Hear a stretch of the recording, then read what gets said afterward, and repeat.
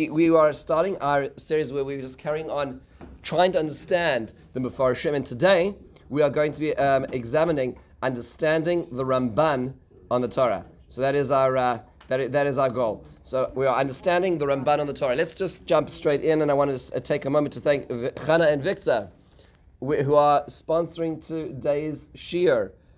Victor was here just a moment ago. Victor, there you are, right at the front. Victor is commemorating the yahrzeit of his mother, Mrs. Miriam Bravman, Chana Miriam Bas Hersh Avigdor, Nishmasa Aiden, who the Bravmans worked very hard to raise wonderful children and are seeing the fruit of their toil now in 2 generations, Baruch Hashem, and will continue to do so, Be'ezras Hashem. Thank you for making us the context of the learning in her memory. Be'ezras Hashem. Let's unpack this together. This is the most, for me, is one of the most incredible opportunities is to learn about the Ramban.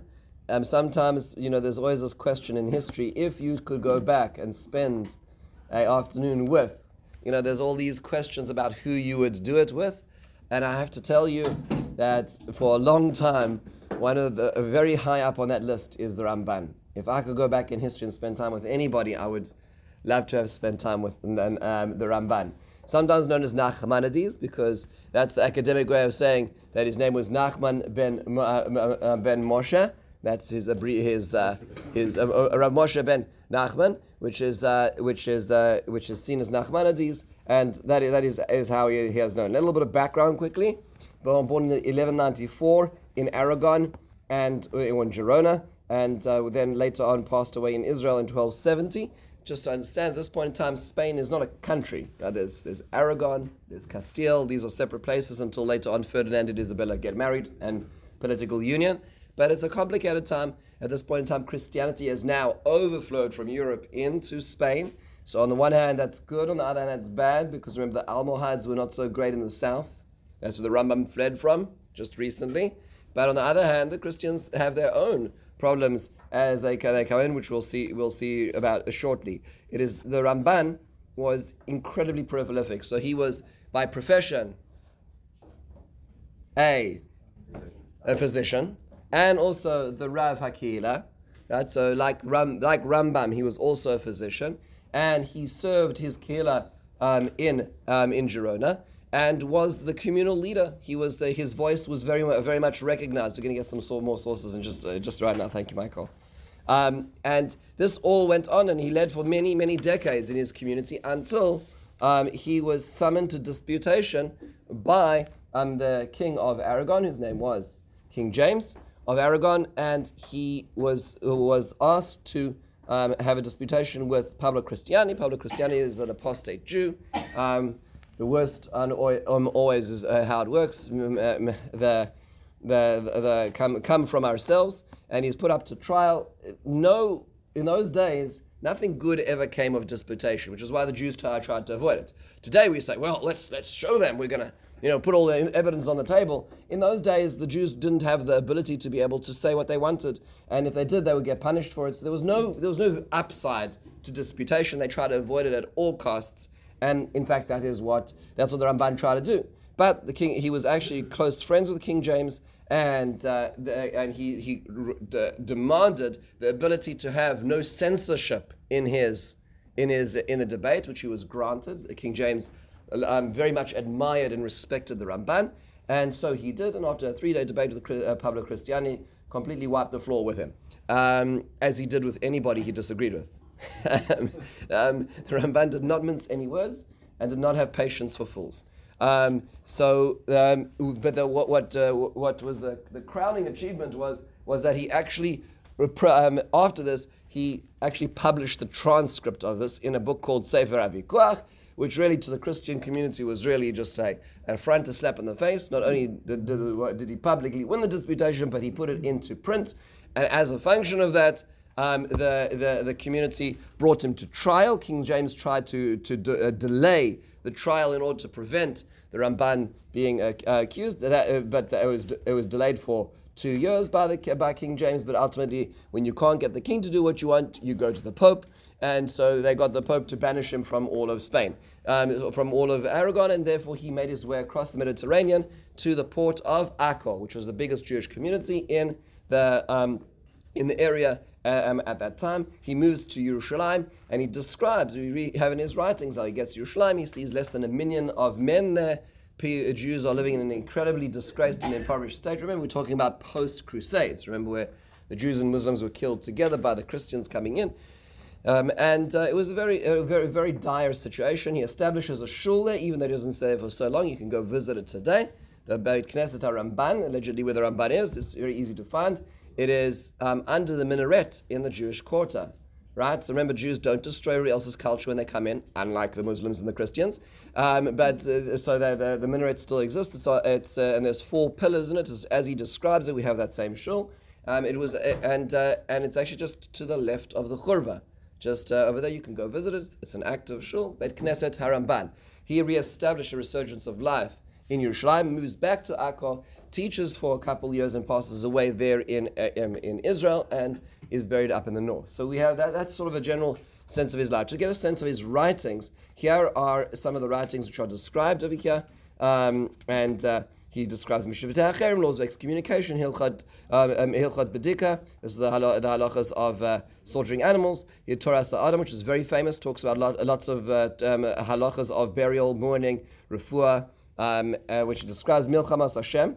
This is interesting, worthwhile looking at these 2 books together. The Milchamas Hashem and Sefer HaZechus are both written on the works of Rav Yitzchak Al-Fasi. Rav Yitzchak lived in Fez, Morocco, wrote the first halachic compendium on the entire Gemara. At the back of the Gemara, it's found in every Gemara today, and there were a number of critiques on that. So one of the people who critiqued the Rif, as he was known, Rav Yitzchak Al-Fasi, was the Raavad, and the Ramban wrote a book in defense called Sefer HaZechus, the merit, searching for merit for the Rif. But then he wrote another book called Sefer Milchamas Hashem, which is the Wars of God, against Rav Zerachi Alevi, who was called the Baal HaMa'or. You can find these all in the back of every Gemara. It's worthwhile noting that the difference in tone of those books and their titles. Okay, so Rav Zerachi Alevi, let's start. The Raavad was Avram of Beis Din. So he was a significant senior rabbinic figure who wrote a critique of the Rif. So the Ramban wrote a book called the Book of Merit to defend the Rif against the senior rabbi's critique. The Rav Zerachi Alevi was an 18-year-old, brilliant, but he wrote a book attacking the Rif, and the Ramban did not appreciate that. So he called his book The War of God. And when you read The War of God, it is a war, right? He doesn't pull any punches back when he talks about him. He believes it's inappropriate for somebody so young to level such criticisms against one of the greatest halachic works of all time, and so as such. And that's important to realize as we're going to get into Rashi and the Ibn Ezra and how the Ramban deals with the 2 of them. Meaning, the more critical somebody is, the less patience the Ramban has for that person, right? Mm-hmm. So it's an important idea just to understand even in this framework over here. He wrote many other things. He wrote a commentary on the Rambam's Sefer HaMitzvos. He wrote a drasha which was given in the presence of the king of Castile. Sefer Geula about the redemption. Shara Gemul, which is about how the next world operates. Igeres HaMusar, which is very short. It's an Igeres HaTshuva, the different ideas of repentance. Igeres HaChemda, the Sefer HaKuvikoach, and the Pirush on Iyov. What's amazing is like how uneducated all these citations are, because this is like from Wikipedia, like completely missing the boat. Like, meaning, what the Ramban wrote, which we remember him from most, is his Pirush on the Torah, right? And forgetting that is his Pirush on the Gemara, right? Those are the most significant contributions to Ramban. Right? All these other things, they're wonderful. They're short essays. These is what he really wrote, right? So just understand how completely uneducated, the average, scholar contributing to Wikipedia is. Okay, so let's just appreciate this. You want to go to understand the Gemara? Look at the Ramban. You want to know where the Rashba got it from? He was a Talmud of the Ramban. Okay, so to understand things, right? So the halachic literature goes through the corpus of material of the Ramban, and understanding machshava goes through the Ramban as well. When I was entering into yeshiva, and one of my teachers said to me, "You have up to this point in time, you learn the bones of Judaism. The bones of Judaism is the halachic framework." you want to understand the meaning of those bones, the meat on the bones, learn the Ramban, right? Understand the Ramban, start. And so for me, it's been a long journey, years and years and years. It's very hard to learn the Ramban, especially when you learn the Ramban on the Torah. The Ramban on the Torah speaks in Tanakh language, meaning he will use phrases to express himself, which are psukim, as he does, which is why it's so hard to sometimes learn the Ramban. It takes time. So much so that today there's even a pirush on the Ramban called the Tov Yerushalayim, which is translating the Ramban into more easily readable Hebrew. Which is ridiculous, right? Isn't that ridiculous? Meaning, that means to say it's a Hebrew translation of a Hebrew book, right? But the point is because it's harder to understand the turns of phrases. I will say something which is countercultural to anybody who is below the age of 25 these days, is it's worthwhile learning the Ramban properly. Meaning, it's worthwhile putting in the effort and actually learning it, and not just wasting time on learning somebody else's explanation of what the Ramban is saying. It's worthwhile actually slugging through it because it comes out. So the Ramban is remarkable. We're going to see what the Ramban does, which is different to any of the people we've met up till now. We looked at the Targum, we looked at Rashi, we looked at the Rashbam, and we looked at the Ibn Ezra so far at this point in time. The Ramban brings to the table a completely different approach. He's synthesizing the ideas which are floating in north from Europe and the ideas of Spain, and he synthesizes the two. Not only in the fact that he has introductions and he speaks in broader principles, but it's also that he brings to the table a new concept. There's what's called diachronic and synchronic, which is just appreciating just the way that we learn Torah. So generally speaking, how do we look at a Mefaresh in relationship to other Mefareshim? That's a big question, right? So I mean, let's say I am looking at a Rashi, and I ask myself, how does he relate to something somebody else said? So there's two ways of looking at this. On the one hand, you can say, well, Rashi didn't have access to that, meaning he didn't have that book. Either it wasn't written yet, or it was written somewhere else, and he simply didn't have it in his library, right? So it would be an illegitimate question to say that of Rashi. That's one way of looking at it. Or you say, no, the idea exists, meaning obviously Rashi must have considered that idea, and the fact that he doesn't say that means to say he is actually averting. He's now moving away from that, which means, do you look at the Mefarshim in a line, a chronological line, with access to each other, and every new idea brought to the table is now part of the conversation, or right, but only in that we'll call it in that synchrony, in that actual expansion of ideas over time, or do you say no, all of them meet around the same table? Generally speaking, the way we're taught is the latter approach. You'll often hear a Rebbe say, wait a second, why did Rashi not say like the Ramban? The Ramban lived after Rashi, right? Why did he not say, meaning conceptually, why did he avoid the idea of the Ramban? Right? That's generally speaking how we're taught. But it's worthwhile appreciating actually the progression of ideas as well. And the Ramban helps us in the progression of ideas, because the Ramban is one of the first people to start bringing everybody to the table in one place. The Ramban will regularly say the following: Rashi explains such, the Ibn Ezra says such, Chazal say such. Here are the problems on each of the three of them, and this is what I suggest. And here's what it says in Kabbalah. That will be a classic Ramban. So as opposed to looking at, we'll call it more of a smaller picture and trying to surmise what they were saying in contrast, the Ramban puts it all on the table. So we have these larger essays and ideas all together. Let's delve a little bit into his Pirush on the Torah. Notice that the topic of today's shiur is the Ramban on the Torah. It is not possible in one shiur to look at the Ramban. Okay, the Ramban is so vast and so big and so profound. We're just trying to get a little bit of our toes into this pool of his Pirush on the Torah. Okay, so what we do is we look at his introduction, because unlike Rashi and the Rashbam, the French commentators who just jumped straight in, the Ramban, like the Ibn Ezra, introduces what he's trying to achieve. Now, in his first paragraph, he describes how he is standing with trepidation before making his Pirush on the Torah. And then he says, but I have to. I feel like I have these ideas that I need to share. That's the second paragraph. On page 3. What can I do? My soul is yearning for the Torah. To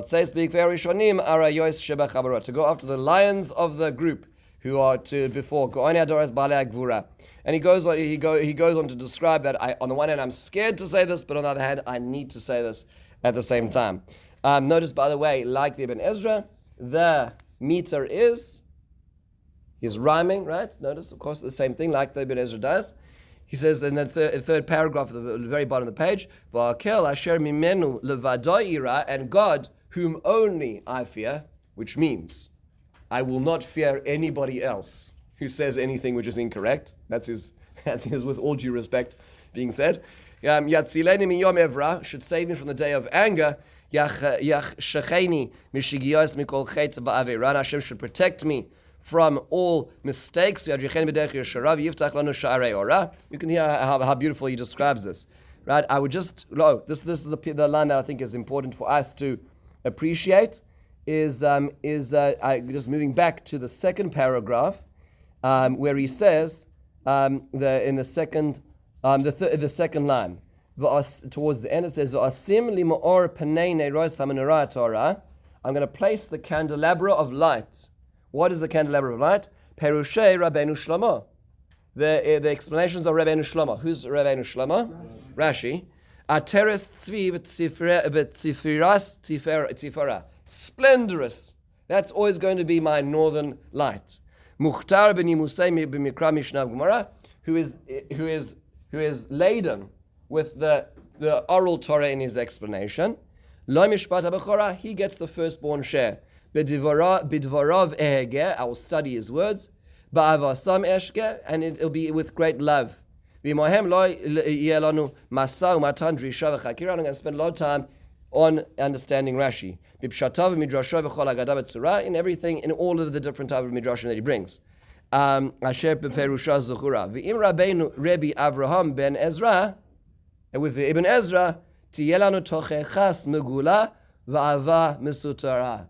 I'm going to have an explicit, explicit argument and rebuke, and an internal love. Okay. So you can sort of see where he's going right now. Notice, by the way, that what, by the way, of course, all rhyming there. Notice what he's doing, as he's saying, is you can already see is that when he tries to understand the Torah, it's going to be through the prism of Chazal as well. He's going to say very radically beautiful and new ideas, but it's always going to be through the ideas of Chazal, which is why he's a little more critical of Ibn Ezra, who really goes out on a limb and sort of leaves that even in the realm of Medrash, as we saw as well. Okay, and then at the end he quotes a few psukim in this as well. So I'd like to discuss a few basics of the Pirush and to use examples to this. We're not going to read most of it inside because it is extensive, but I'd like to just to look at some examples because it's breathtaking. It's really breathtaking. If I were to give one word to understand what the Ramban is doing or how the Ramban is I would say broad. The Ramban is not just looking at the psukim, the Ramban is looking at trends. And that's different to what we've seen up till now. The Rashbam is trying to understand, Ibn Ezra is trying to understand based on language, logic, what's going on over here. The Ramban is seeing larger principles connecting, right? So he's seeing circuitry which is connecting across. Let's go through a few examples. First thing is, let's take an example of his relationship with Ibn Ezra as an example. Just two examples, and as opposed to Rashi. So this is a very important concept, and again you see the broadness of his idea over here.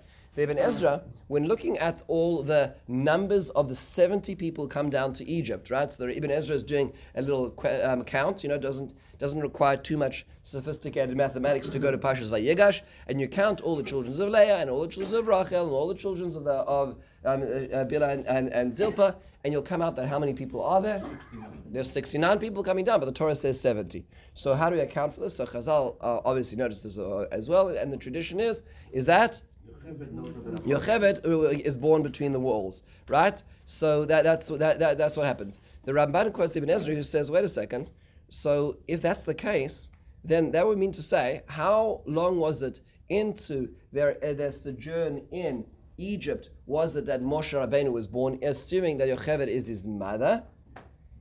It's 130 years, right? So Ibn Ezra says, well, that doesn't make sense then, because now you have a miracle, because remember, how old was Sarah when she gave birth?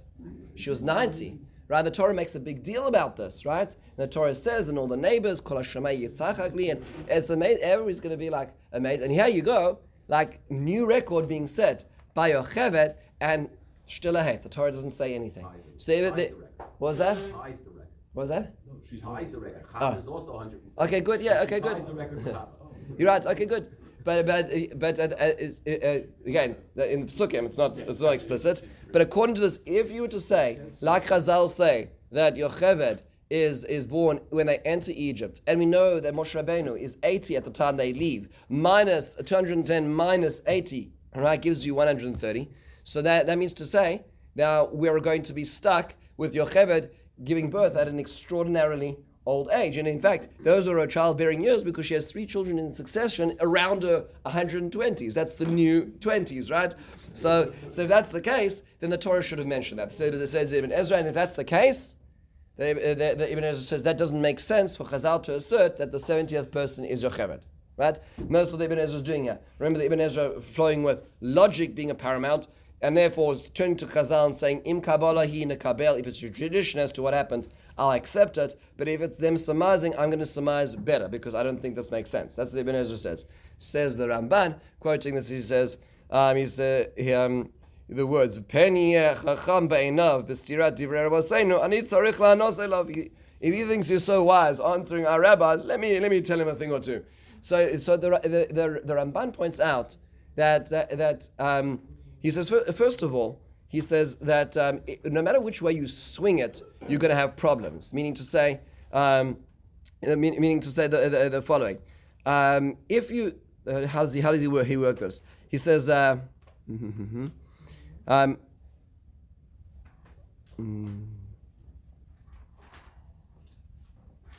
he says like this: we know that Yocheved is the mother of Moshe, right? That's an accepted piece.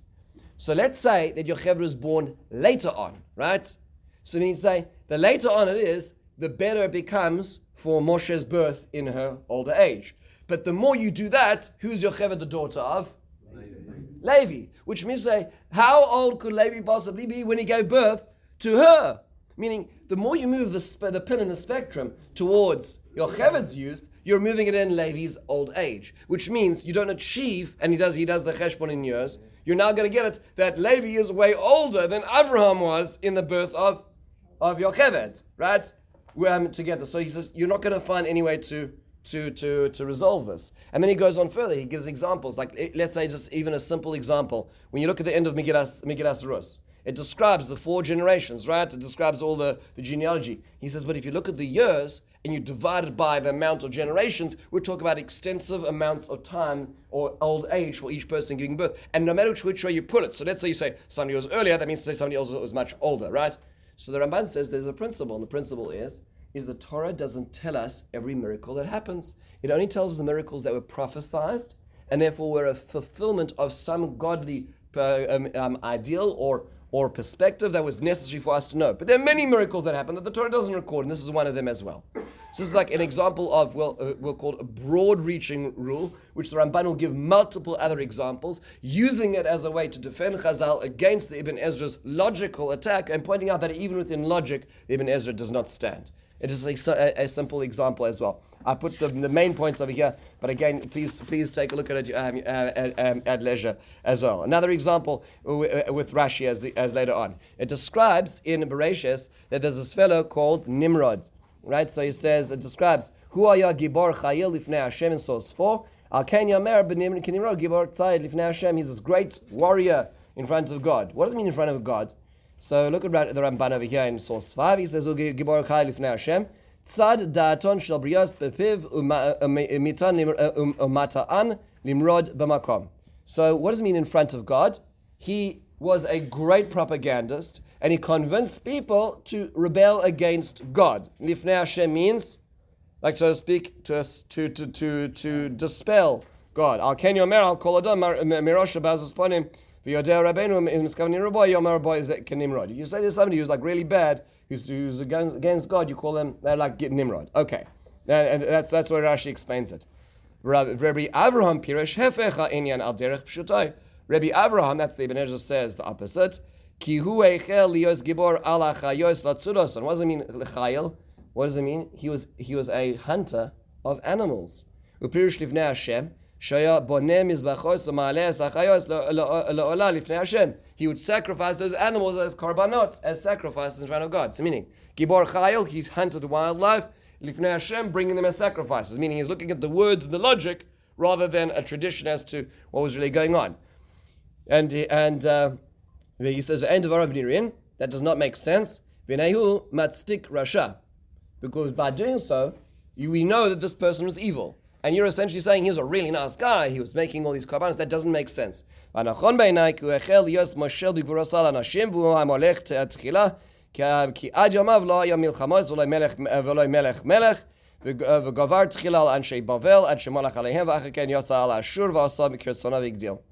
he says, no, he was one of the first, we'll call it empires, people who sought dominion over others, and that is how he ruled over separate nations as well. Okay? Yeah.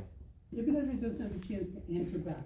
Clearly, Ibn Ezra knew everything that Ramban knew, and here we have, he's commenting on somebody who can't answer back. What is he supposed to do? But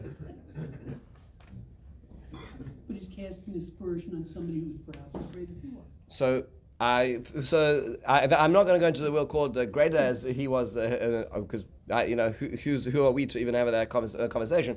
But here we have the Ibn Ezra, who's diverging from Chazal's understanding of the pasuk, yielding the complete opposite perspective of this person. Right, so that's what the Ibn Ezra is doing, based on his interpretation of the words. Right, so the Ramban is sort of bringing it back to the mothership and saying, you've moved away from the tradition of understanding this character in the text by your interpretation, which is therefore a misinterpretation. That's all he's doing, right? So the Ibn Ezra doesn't have the grace of responding, but the Ibn Ezra certainly knew what the Ramban wants to say because he dismissed Rashi.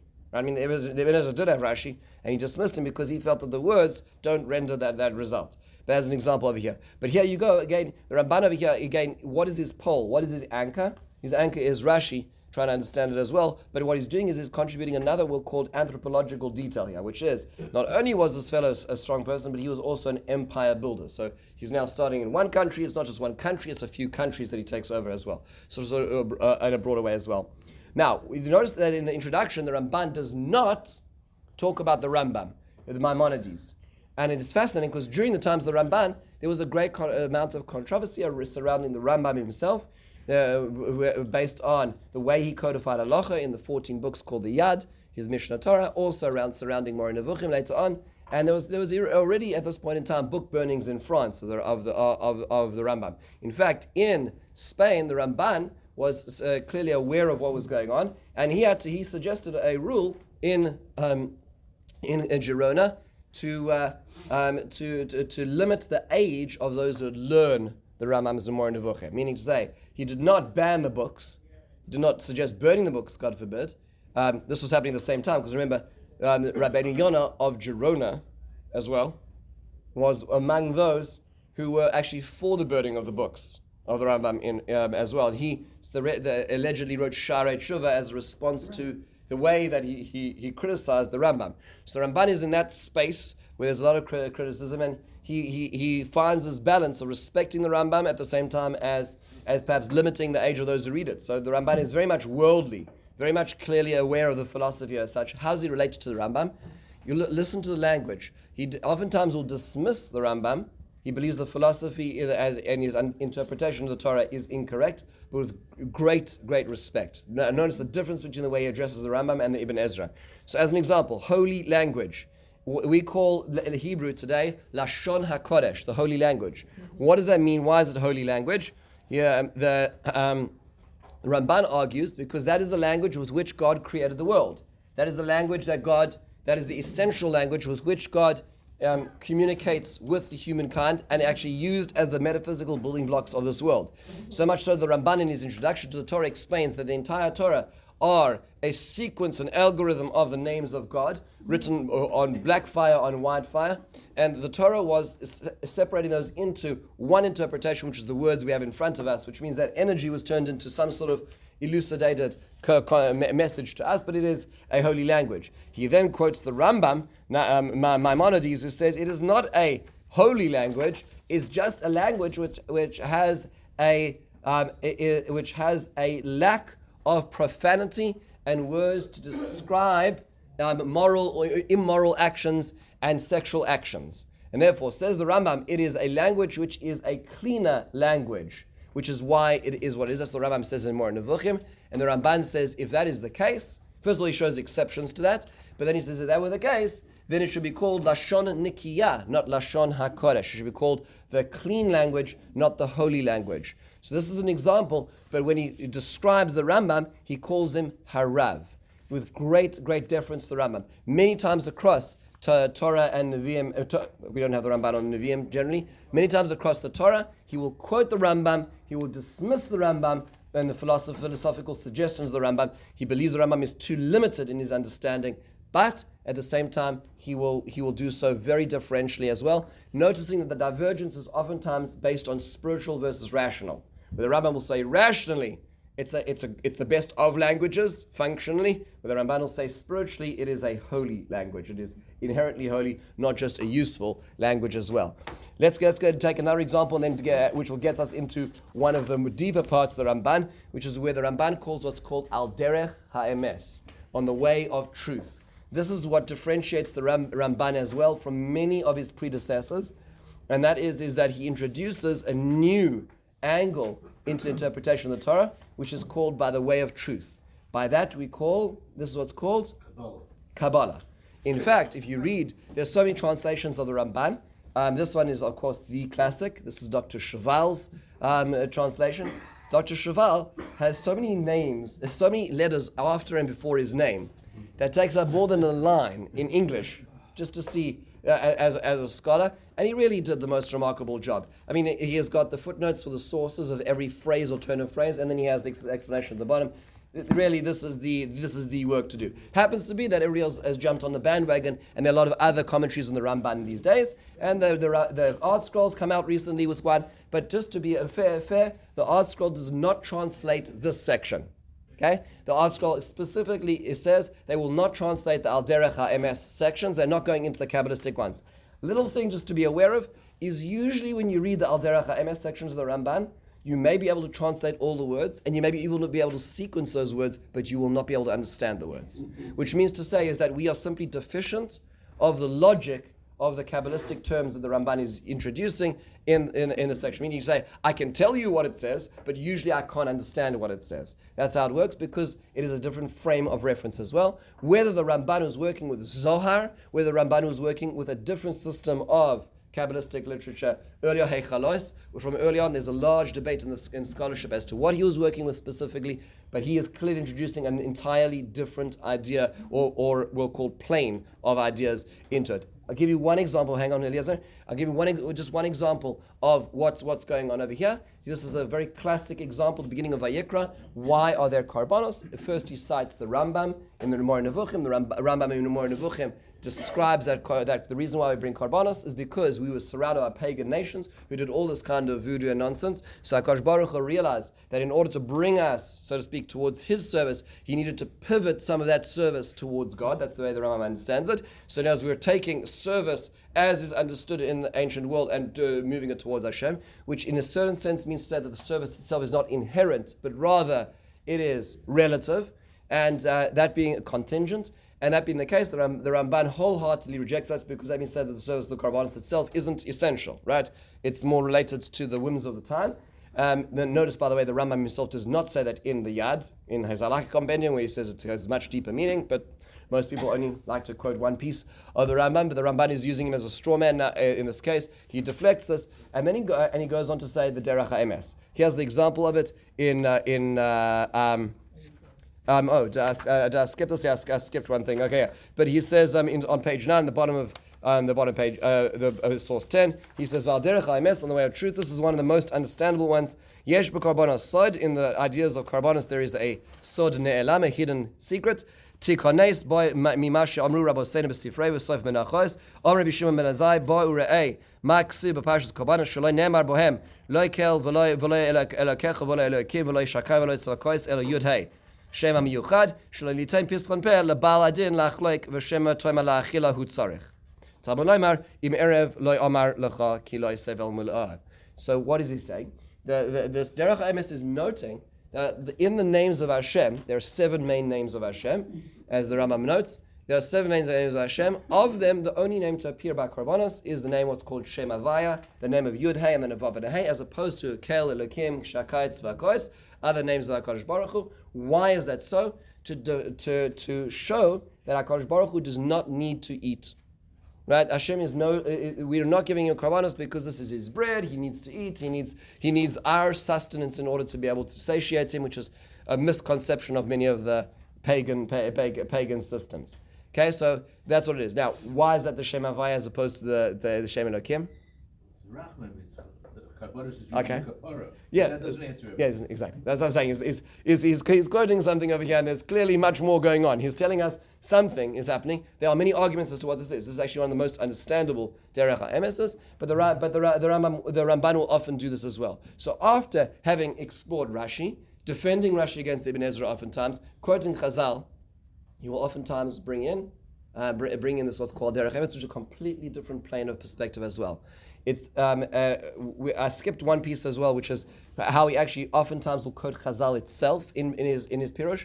So, for instance, in trying to understand how it is that the Levi and Shimon could massacre the people of Shechem, he tries to understand it through the halachic prism. So he quotes the Ramban. He says, "How could it be that our ancestors, who we respect and venerate, could do something so heinous to kill all these innocent people?" And so he quotes the Rambam, who says that is because they were deficient in one of their commandments, the 7 mitzvahs b'nei Noach, which is 7 universal commandments, is to establish a court system. That means to say that if somebody does something untoward, they should be judged, and if somebody goes and rapes and abducts a innocent young woman, there should be a court system. And because they did not establish a court system to bring to justice the perpetrators of crimes in their midst, they were liable, the society was liable for not establishing a just society, therefore they are liable for death. That's what the Rambam says in trying to explain this. The Ramban says it may be true they have the responsibility of a court system, but lacking so does not justify a death penalty. Meaning if a person would, God forbid, murder somebody else, that would justify the death penalty. But not having a court system is not liability for death. And he points out that the Ramban argues in this case is these were heathens who served Avodah Zarah and had an immoral society in which there was much murder and much immorality going on all the time. And they knew from God that these people were deserving of death independently of this. This is an expression of the fact that they had a completely immoral, crass society, not because of the lack of judgment, because they themselves, this was a expression of such a society, which is what Shimon and Levi took to their own hands, which was why Yaakov Avinu was saying, we need due process, even though they were liable. But this is again where what they're trying to understand, what happened through the prism of our sages and their teachings as well. So the Ramban is incorporating a lot of different ideas, right? So Rashi, Ibn Ezra, Rambam, Chazal, and Kabbalah all together, and oftentimes in one comment, in one paragraph as well. Let's now look at some broader principles the Ramban will do. One very powerful idea is what he calls Maaseh Avos Simon Labanim. Okay, so the Ramban will use this and he'll apply it multiple times. At the beginning of Parshas Lech Lecha, he says, I want to tell you an important rule in reading the Torah. And that is there's Maaseh Avos Simon Labanim. Usually, the way we understand this is the decisions that parents make have impact on their children's lives. That should be obvious for everybody, right? You decide to live in a certain neighborhood, you decide to have certain neighbors, you decide to send your kids to certain schools, that impacts your children, right? I think we all agree with that. However, the Ramban says that it is a spiritual principle, and that is that what was happening, and this is the way he understands it. He quotes an idea which is called Gezeiras Irin. Any celestial decree, any idea, any concept which is emanating from on high and is crystallizing as it expresses itself in this world, when there's an action associated with that crystallization, it becomes irreversible in the progress of that idea. That's what he understands. It's a spiritual concept. What does that mean? He gives an example. He talks about in Tanakh many times that there's going to be a prophecy about a particular issue. So, for instance, when Aram, the kingdom of Aram, which was a northern kingdom, just the north of Israel before it was swallowed by Assyria. Its lasting mark was its language, right? We speak Aramaic because of it. Assyria absorbed its language, Babylon has absorbed its language, Persia absorbed its language, but nonetheless, Aram was a kingdom which was during the first Beis HaMikdash.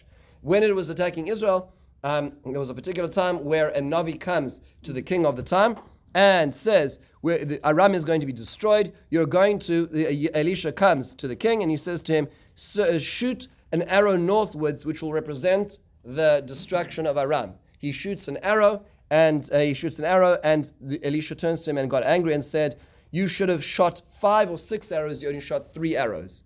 Why was he getting upset? Isn't this just semantics? So the Ramban explains that as the decree, the prophecy of Aram's fall is being crystallized into reality, a certain action, a tangible action, has a way of crystallizing it more. You only partially crystallized it, meaning you only partially made it tangible, which is why it was not a complete destruction. As an example, he gives other examples as well. So he says, when Avram is going down to Egypt, it is representing, so to speak, that is the prophecy of God about the future. Israel is going to go down to Egypt in the same way. There's going to be an abduction of the women folk. There's going to be a struggle to get out, and there's going to be an emergence with great wealth. That is all we'll call the metaphysical DNA of his progeny. The same things will happen to his children, because not just because he made decisions, but because that became the spiritual framework of what's going to be happening later on. Now, this concept, by the way, just so you should understand how vast this concept is, the Ramban will read this all the way through the Torah and say things that will happen later on in the Roman exile because of a function of things that happen in Tanakh, meaning spiritual ideas as they expand outwards will be based on actions that happened earlier on, which will make it irreversible. This is such a profound idea that even the Chaye Adam, Halachic Sefer, quotes this Ramban in a footnote in explaining why we eat Simonim on the night of Rosh Hashanah. He understands that Maaseh Avos Siman Abanim is as our year is crystallizing into effect, as the year is emerging, the energy of our new year is emerging.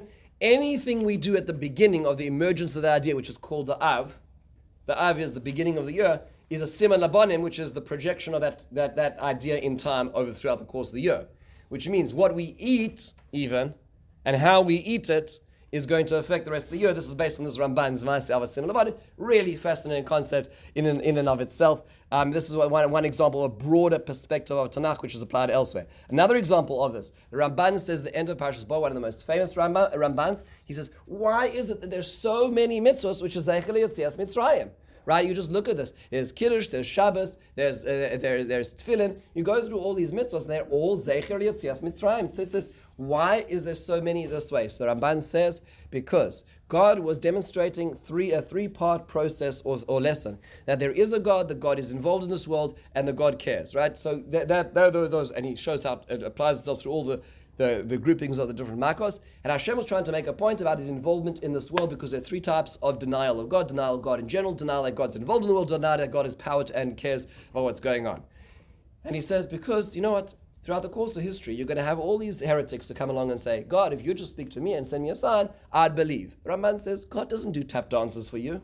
He doesn't care about what you want when you have a little question. So you know what he's going to do? He's going to do it once. And he's going to show you what my agenda is in this world and why I do it. And I'm going to tell you, I'm going to strip away all reality to show you who's in charge over here. But I'm going to do that once. And I want you to remember that well, because that's when I did it to show you what's important. So he says, and that's what Zeichel Yetzias Mitzrayim is. So Zeichel Yetzias Mitzrayim is remember my education program, where all of your parents noticed this and told your children about what I did, because that was the message I'm trying to convey. And I'm not going to do this again. I'm going to do this once in order to make sure that the education process is sound. That's what the Ramban says over here in End of Parashas Bo. So again, looking at a vast number of mitzvahs, putting it all together and saying there's an education program over here which is working. That's in source 12, which the Ramban says. Another example, let's just take a look at examples. Broader societal trends. Okay? So as an example, the Torah says the following. The Torah says that there are certain days in the year which are called Shabboson. What does Shabboson mean? It's a day of rest. He quotes a fascinating halachic medrash. The halachic medrash says that this includes what's called a shvus. What is a shvus on Shabbos and Yom Tov? Shvus is a derabanan expression of rest, right? So there's certain examples of what's called a shvus, a derabanan expression of halacha. It says, why is that? So the Ramban very famously says, and this is really just a very profound observation. I actually want to read this inside in Source 14 because it's so beautiful. He says, Nira midrash hazeh lomar shenitzavinu min haTorah liyos lanu menucha b'Yom Tov. The Torah is trying to tell us Yom Tov is meant to be a restful time. Afilu midvarim she'ena melacha, even things which perhaps are not technically speaking 39 melachas. Lo shiatriach kol hayom limdoda tvua v'lishkol ha'peiros u'misvarat u'matchois u'lemaleach haviyos yain lefanos ha'kelim v'gam avonim mibayis lebayis mimakom lemakom. He says, look, people could spend the entire day measuring and moving and schlepping on Shabbos and Yom Tov, technically, because it's not technically a melacha.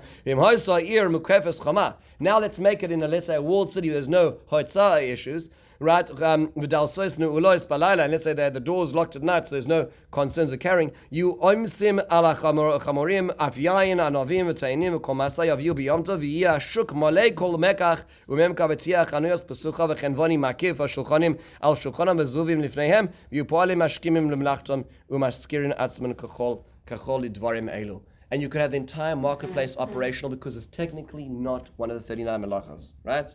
Nobody's writing. It's all done on credit.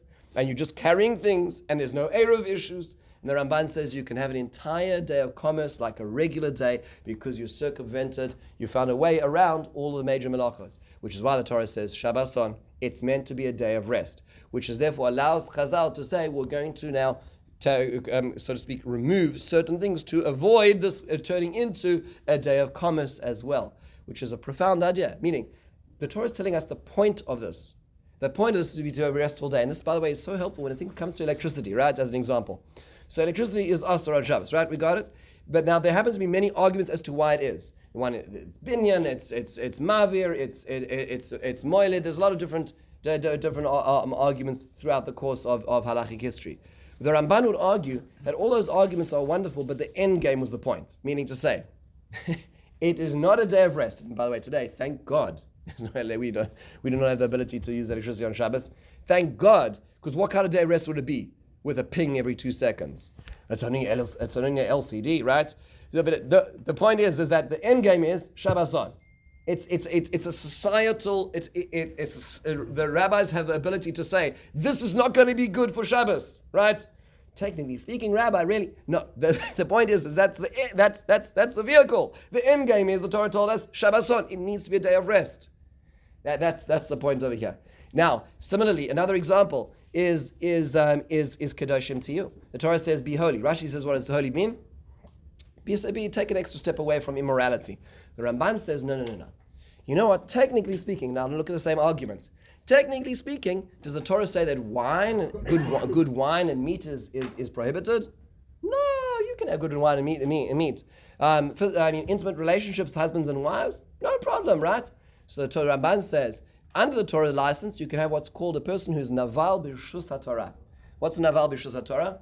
Is just like a hedonist who's living within the framework of what's allowed. A person who spends their entire life just drinking wine and all kinds of alcoholic beverages, going from party to party to eat as much as they can, and spending as much time in intimate relationships with their partner in order to just enjoying the material physical good. The Torah says, "Kedoshim to you." Yes. Of course, there's the boundary what's asur and mutar, but then there's also what are you supposed to be leading your life? How are you supposed to be living, right? Let me say is that it's not meant just to be that you're just anchored in a material lifestyle as well. Kedoshim to you is sort of what he calls as a general principle above the principles that the Torah has already laid out. Again, like a Shabbason principle as well. Similarly, the Torah says, "V'asisa yashar v'atov," you should do what is straight and good.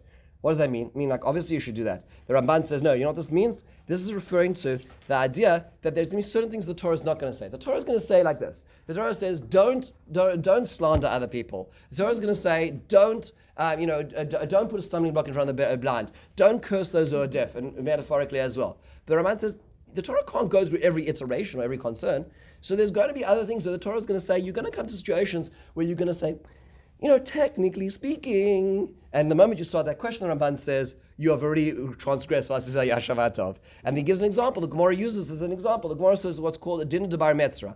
The Gemara in Bava Basra says, let's say you're selling off your property, and it's a property which is neighboring neighboring somebody else who already has a property, they have to get first rights of purchase. Why? Because it's worth more to them to expand their property than to somebody else from out of town who wants to make a development. What's called dinner bar metzra. Is that really a halacha? Does the Torah say it? Yes. It says, take all the principles, induce from them a rule, and the rule is, be good. Be honest. Do what you know is right and stop asking questions as to if it's technically allowed. That's what Ramban says. Again, looking at rules in general and saying that the Torah is now inducing principles, not just technical requirements from our lives. That's what the Ramban is saying here. Profound perspective in looking at the world as well.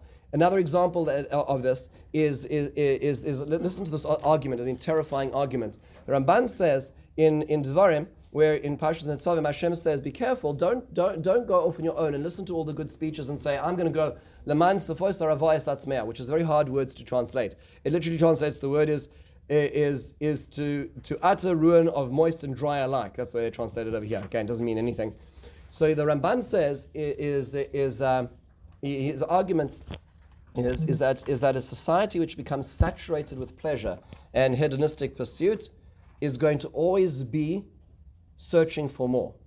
Meaning a society which is always breaking the boundaries of licentiousness will not be satiated with the boundaries they broke. They will have to break more boundaries, leading to what he argues, homosexuality and ultimately bestiality. That's what he argues. Meaning a society which is breaking down in boundaries is no longer going to be happy with the boundaries that it breaks down. Family boundaries, relationship boundaries, commitment of marriage boundaries.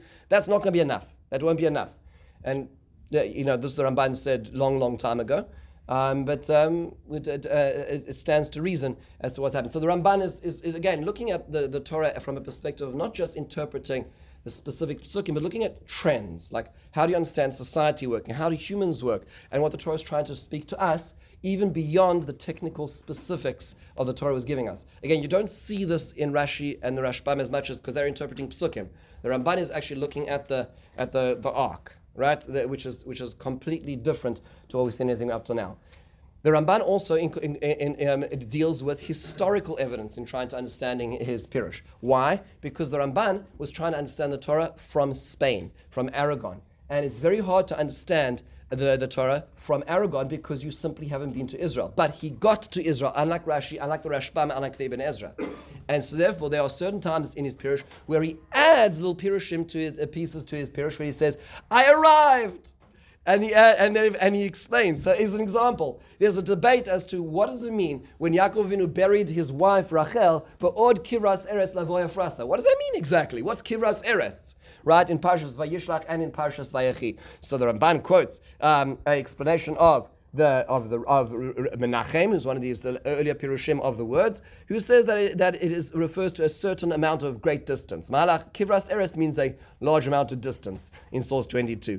He says, that's not what it means. We saw that Naaman moves away from Elisha, but only a little bit before he's called back by Gehazi. That can't mean a long amount of time. He quotes Rashi, says that it's a certain measure of land. Says the Ramban. And maybe the Radak is correct in this case. The word is not kivras, but rather bras. Kivras is like a brass of the land, which means it's a amount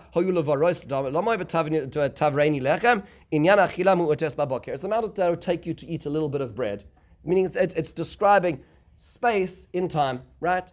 The amount of time it would take to. That's what he's explaining. He says Ramban, flip up a page with me here. That's what I wrote when I was in Aragon. Now that I came to Jerusalem, so he writes in the last 3 years of his life. Thank the good Lord. He says, I see that actually geographically it's not that far, right? He says from Ephrat.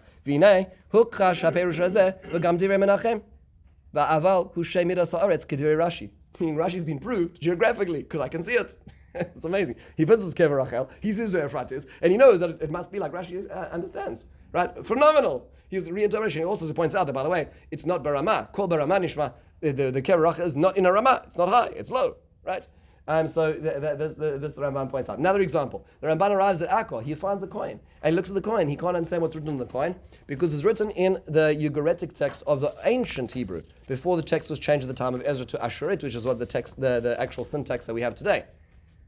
And so he turns to one of the fellows there who's a local who understands that dialect. He says, what does it say on this? And it says Shekel HaKodesh on the one side of it. There's actually a picture of an example on page 17 of what he found. You can see the text, right? That's the text is over there.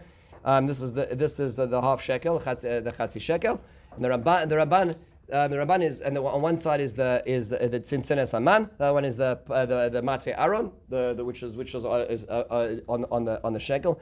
And he's like so excited because this is now obviously weighed in silver. And it happens to be there's a debate between Rashi and the Ramban as to what the weight of the shekel, the chatzi shekel is. Right at the beginning of Parshas Kisisa. So he runs to weigh it out, and he says, "It's amazing. It comes out like Rashi." Meaning, he had this theoretical debate in understanding the Pesukim on the context of the Pesukim. Just to understand this, Rashi, when trying to understand where Hebron was, Rashi says that Yaakov Avinu sends off Yosef, and it says he sends him from Emek Hebron, right? It says Yaakov Avinu sends Yosef from Emek Hebron. Rashi says, wait a second, Hebron is not in the valley, Hebron's on the mountain. How does Rashi know this? A pasuk in Direi Yamim. That's because Rashi didn't see Israel, so he had to. Isn't that amazing? Rashi understood the geography of Israel through Tanakh. That was because the Ramban says, I arrived here and I can see, I can touch it, I can weigh it, right? And so the Ramban says, here is a proof for Divrei Rashi. And by the way, notice the way he relates to archaeological evidence. He doesn't dismiss it because in Yeshiva we never learned about archaeology, all the nonsense, the Goyim. That's not what he says. And he doesn't say, it's absolute proof that Rashi is right. He says it's a proof to Rashi. With his sensitivity and his intellectual integrity, he's right because there are going to be other shekels found which had different weights over the course of time, which means to say it's not absolute, this is the only way of looking at it, but it's not that we're going to dismiss the evidence. Just a remarkable idea of sort of this convergence of experience and understanding as well. I'd like to just close with two observations of we'll call historical trends. That Tzarenu, we don't have the Ramban writing on everything in the world, because if we did, it would be a different way of understanding the world. But we sometimes, if we dig a little bit, they say the Ramban wrote a Pirush on Tanakh. We don't have it. We have a little bit on Shir Hashem and Eov. Try to figure out what he's saying there, and please let me know, because it's very, very, very hard to understand. It's in the Kisvei Ramban, which is a 2-volume set, also footnoted by Dr. Cheval. But if you we don't have the Ramban on later stages of history after the Torah, but he lets us in a little bit as well. So as an example, the Torah tells us in Parshas Vayechi, where Yaakov Avinu gives the bracha to Yehuda, it says, Lo yasur shev in Yehuda, the staff will never leave Yehuda. The staff being the scepter will never leave the children of Yehuda. He goes to Chazal explaining, that means to say that the tribe that needs to be the kings are going to be from Judea. That's how he understands it. And then he goes on to explain, well, how could it be that Shaul HaMelech came from Binyamin, and HaKadosh Baruch Hu told him to inaugurate Shaul first. That was one of the questions he deals with. But then afterwards he says, and this is why the Hasmoneans had such a hard time. Why? Because the Hasmoneans came from the tribe of Levi, they are Kohanim, and righteously they fought back the Hellenized Jews and the Greeks and were able to reclaim the temple, reclaim Yerushalayim. But ultimately the problem was that after Yehuda and then Yochanan and then Shimon took those are three of the brothers, took the, not Yochanan, sorry. Who was the third brother? Elaz, I don't know, I think Elaz was killed. Took the kingship. One of the children of them took the kingship, and his name was Yochanan, known as Yochanan Kohen Gadol. Also John Hyrcanus in history, in academia. Very powerful man. Expanded the borders of Israel north and south. Took over Idumea in the south. Really, very powerful person. You can go visit the sites. Really powerful person. But the problem is that he broke the systems of government. If you read yesterday in Parshas Shoftim, the Torah tells us 3 parts of the wings of government. There is Shoftim and Shotrim. There are kings, and there are Kohanim. Those are 3 aliyahs, right? 3 different branches of government, and there has to be division of powers. What happened was Yochanan Kohen Gadol put all the powers together. He was the Kohen Gadol and the king, so he was judiciary and also and also legislative, which is a problem, right? You have to be very, very careful about that, and therefore ultimately he was punished. That's why the Hasmoneans were completely wiped out. The Hasmoneans were all killed. Ultimately, says the Ramban, as a function of understanding this pasuk, because it is inappropriate for Yasur Shevet Yum Yehuda. Their job as Kohanim was to be the Kohanim in the Beis Hamikdash, not to have the power of kingship. They should have given it back to the line of kingship. Finally, one last idea, and we'll close with this just to see like sort of historical trends in the way he looks at it. And this is our closing. The Torah tells us at the beginning of Parshas Ba'aloscha this beautiful thing that you're going to light the candles. Rashi says, why does that come right at the end of Parshas Naso, where it describes all the different Nesiim, right? There's 12 Nesiim are going to dedicate the Mishkan. Beautiful. Rashi says, you know why? Because Aaron was upset. There were 12 Nesiim who dedicated the Mishkan, 12 Nesiim excluding which tribe? The tribe of Levi. So Aaron was upset because he wasn't able to contribute to that. So he says, don't worry, you're going to have something which is greater than theirs. Rashi quoting Chazal saying, which is what you're going to have? You're going to light the menorah. Which doesn't make any sense, the Ramban says, because think about this for a moment. Why should it be, he wanted dedication, he wanted the red ribbon cutting ceremony, right? He wanted to be the name on the building, right? He says, don't worry, you're going to do maintenance, right? That's like that. That's not the same thing, right? That's a different language, right? That's not what he was looking for, right? So that doesn't work. So there's a Ramban, he pulls out Medrash Yom Den and Medrash Tanchuma, where he says, you know what it's referring to? It's referring to, in fact, the future, where it's referring to a rededication of the Beis Hamikdash, like that a dedication. What's that referring to? The Chashmonaim. What did the Chashmonaim do? They rededicated the Beis Hamikdash, and what was the symbol of the rededication? Was the menorah. Which means, although Hanukkah wasn't talked about in the Torah, but really Hanukkah was talked about in the Torah, because the Torah is saying, you're going to make the eternal dedication of the menorah, which is going to supersede their dedication of the Mishkan. The Mishkan will be destroyed, the Beis Hamikdash will be destroyed, but your rededication of the Mikdash will be eternal. Why? Because what are people going to do? They're going to take that symbol and they're going to put it in their houses, even when the Beis Hamikdash is gone. Which is why, said the Ramban even one step further, that's why the dedication of the Nesiim is surrounded by two parshios. At the end is surrounded by the parsha of what's called the menorah. What's the immediately preceding paragraph before the dedication of the Nesiim? You should know it, Eliezer. Just before, Birkas Kohanim. Which means the dedication of the 12 Nesiim of the Mishkan is surrounded on the one hand of Birkas Kohanim and Menorah. Those are the two actions in the Mikdash which left the Mikdash and continued to shuls and houses. Isn't that interesting? Led by whom? The Kohanim. Which is what Aaron was upset about, is that his actions were lost. Says the Ramban, don't worry. You will have Birkas Kohanim and Menorahs which will go beyond the destruction of the Beis Hamikdash. Which means, well, how's the Ramban reading the Torah? He's not just reading the Torah and understanding what's going on over here. He's understanding this is the arc of history, which is expanding itself over the course of time as well. Just understand, like a little bit. These are few examples of the profundity of the understanding of the Ramban. Really, completely different ways of looking at it. As you can see, very different to Rashi, Rashbam, Ibn Ezra that we've looked at the Targum up till now. And I hope this is a motivation to spend a little more time. It's worth the effort, because it's very, very hard to learn Ramban, but it's worth the understanding. Thank you so much, everybody.